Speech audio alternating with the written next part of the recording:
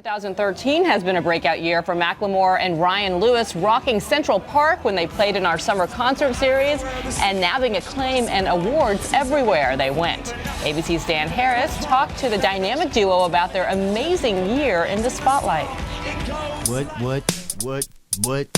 Macklemore and Ryan Lewis had a wild run in 2013.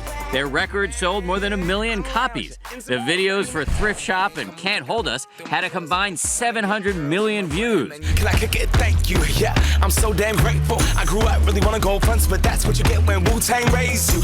They're nominated for 7 Grammys. They just wrapped up a triumphant tour, and tonight they'll play New Year's Rockin' Eve. But right now, as they transition away from the screaming crowds and back to normal life, is when Macklemore, also known as Ben Haggerty, worries about relapsing into the substance abuse that has derailed him in the past. For me, what is a temptation is coming home off of the road, which is why this time period is interesting. So right now is kind of maximum. This is peril. when it's happened before. Really? This is when I've fallen back before. At its worst, drugs and alcohol landed him in the hospital and, in 2008, in rehab. How bad did it get for you? Isolation, broke, depressed, no reason to really live. Did it impact your working relationship? Yeah, we didn't work for the first 3 years that I knew him. And I think that was probably at the centerpiece. Absolutely. When Macklemore is healthy, his working relationship with Ryan Lewis, who he met on MySpace 8 years ago, is more collaborative than many fans might realize. So are you throwing in lyrics sometimes? No, I'm critiquing lyrics for sure. I think Critiquing the hell out of my critiquing the hell. Does he have a red pen? You might as well. We should get you a red pen. Be fitting.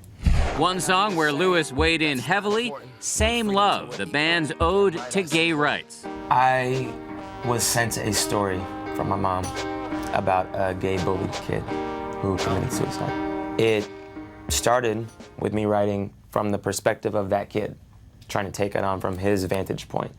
And as usual, I kind of liked what I wrote, brought it into Ryan, and Ryan was like, you know what? Red marker. This isn't your story to tell. You have a story, you have a vantage point, but it's not this. If I was gay, I would think hip-hop hates me. That song, which takes a hard run at homophobia in the rap world, created some backlash. But it was nothing compared to what happened when Macklemore brought up Trayvon Martin on the American Music Awards. I want to acknowledge Trayvon Martin and the hundreds and hundreds of kids each year that are dying due to racial profiling. The feedback from that, the hatred in the next 48 hours from that, surpassed all the hatred in the last year from Same Love.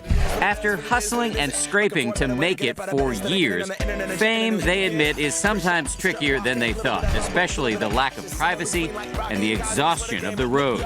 Macklemore says he sometimes has to check himself when he has a diva moment. I don't want to look back and be like, you had it all and you weren't even present for it. You weren't able to enjoy it. I want to be here, be now, and be grateful. Go watch some behind the music. Check out MC Hammer, you know, Yeah. and to see how quickly it can go.